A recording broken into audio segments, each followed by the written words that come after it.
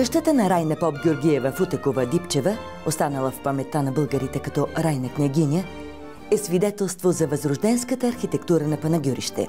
Върху една от гредите на голямата дворна порта е запазен старинен надпис, сочещ годината на построяване – 1673 и първите собственици на къщата – Тасо и Михо. Част от сградата е най-старата запазена постройка в града, построена през същата година. Къщата се разраства в западна посока с приземен етаж за производствени нужди и жилищен етаж. Тя е представител на тревненския тип къща с характерен открит чардак, ориентиран на юг. Разположена е в дъното на просторен двор, в който се влиза от голямата дървена порта. Тук е домът на семейството на свещеник Георги Тасов Футеков, в който се ражда и израства Райна Поп-Георгиева, заедно с братята и сестрите си Анастас, Васил, Мария, Пена и Захарий.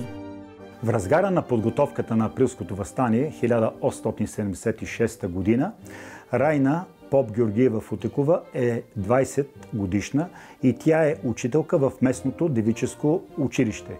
Именно на нея се спира главният войвода Георги Бенковски и комитетските дейци да възложат задачата да извезе главното въстаническо знаме. Много са интересни сцените, които са изрисувани. Това е лъвът, който е стъпил върху полумесеца, разперил лапи и над него присъстват известни са сакралните думи свобода или смърт. Интересното е, че присъстват и двете буквички ПО, Панагюрски окръг. В подготовката на извезването на знамето дейно участие взимат и приятелките на Райна Поп-Георгиева Футекова, Милко Озунова, Цвята Зографска, Мария Нейчева, Мария Джуджева. Знамето е везено по домовете, като последно е привършено тук, в този дом на бъдещата панагюрска княгиня. Ето какво пише Райна княгиня в автобиографията си. На втория ден на свободата знамето бе довършено. Тогава по желание на гражданите трябваше да го взема на ръце, да препаша сабя и револвер и да седна на избран кон, за да премина през целия град и да оповестя на събралия се по улиците народ, че 5-вековното турско иго е отхвърлено завинаги.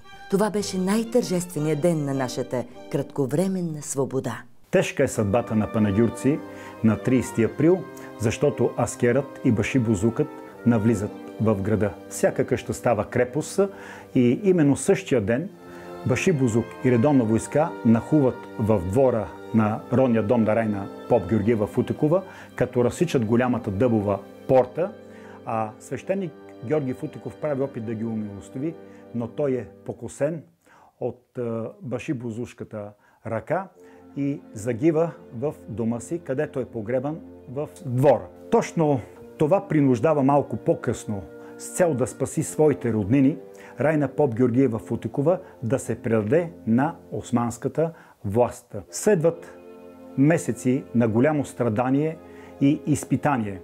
Разкарвана е по затворите, от Панагюрище тя е отведена в Пловдивския затвор Иман Евине, където започват нескончаемите разпити и мъченията.